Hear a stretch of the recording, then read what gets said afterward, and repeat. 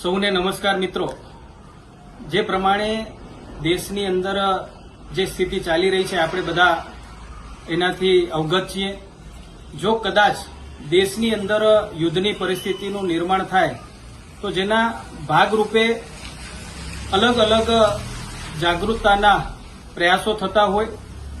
7 તારીખે એટલે કે આવતીકાલે સમગ્ર દેશની અંદર મોક ડ્રીલનું આયોજન કરવામાં આવ્યું છે ભારત સરકાર દ્વારા।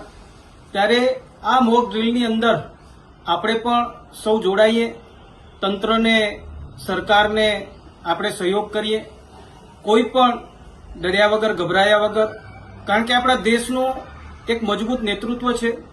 દેશના વડાપ્રધાન શ્રી નરેન્દ્ર મોદી સાહેબ, ગૃહમંત્રી શ્રી અમિતભાઈ શાહ સાહેબ, રક્ષા મંત્રી શ્રી રાજનાથસિંહજી, આપણી મજબૂત સેના। ત્યારે આપણે સૌ સાથે મળી કરીને જ્યારે કચ્છ જિલ્લાના સરહદ બોર્ડર ઉપર આપણે બધા રહીએ છીએ ત્યારે આવતીકાલના આ મોક ડ્રીલની અંદર પણ આપણે બધા વધુને વધુ મજબૂતાઈ રીતે જોડાઈ કરીને એને સહયોગ કરીએ એવી આપ સૌને હું નમ્ર અપીલ અને વિનંતી કરું છું।